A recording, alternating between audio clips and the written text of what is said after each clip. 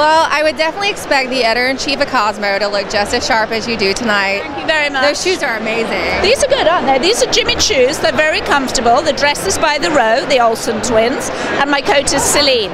Well, comfort is definitely most important when you're walking the red carpet, too. I think so. Well, you don't want any faux pas, and you don't want anything hanging out. So you don't want to fall over. I really don't want to fall over. Yeah, definitely not.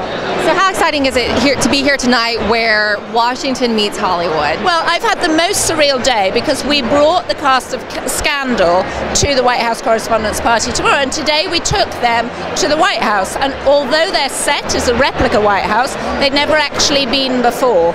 So it was fantastic. We introduced Jeff Perry, who plays the Chief of Staff, like Valerie Jarrett, to the real Valerie Jarrett. They had such a love in it. It was enormous fun. And for the cast, it's very strange because they have a White House that they think they know their way around, and they were like, but wait, the Oval Office is over here, and we were like, no, the Oval Office is here. So it was very funny and surreal. Oh, that's really cool. What a fun idea to do that. Oh, well, we couldn't resist. I loved the show. Scandal's one of my favorite shows. We're so excited. Oh, Dan, come back, come back, come back. Here's my man. And we're my so date for the night. I heard you had a quite interesting day today. We had a great day today. East meets West when Scandal shows up in the White House. But I heard you didn't really know your way around, and you thought you did. Oh my God! I found my way into a men's room, which had an odd ladder that goes out of one of the stalls. I can only imagine that's in case of a real, nuclear attack. A nuclear attack. I heard you actually got to go to the White House today. We did, yeah, that's right. Mm-hmm. Did you sit in the president's chair in the Oval Office?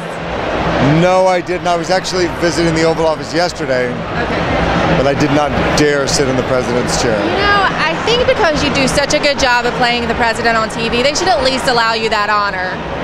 Well, they might have allowed me, but I was not going to ask. I looked at that chair.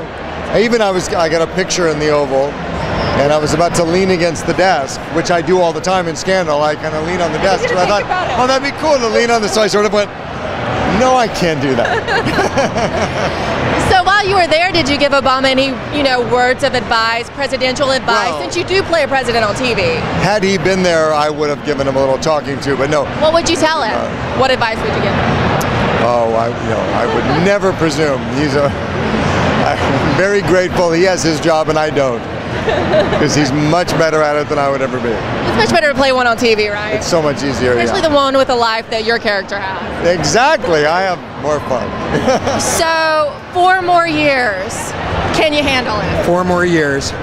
Listen, I want to go for the record of, Gunsmoke or Dick Wolf or The Simpsons. I love this job so much, as do my castmates. All of us as fans. We love doing it. We love doing it. I think that shows in the show and in the work. Thank you. Yeah. No, it's a blast. So yeah, bring it on, long as it goes. I have to say, I'm Team Jake all the way. Had a girl. But how does I could it tell feel walking up. Could you see that? I See it in my eyes. Yeah. And then your wife was there, and it was just all over.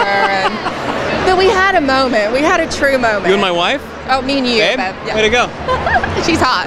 Good man. But you have a lot of hot women in your lives. I'm very fortunate. How does it feel to compete with the most powerful man in the world, the President of the United States of America, every week?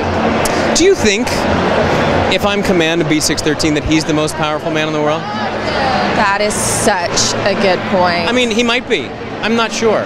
For the public eye, he looks like it.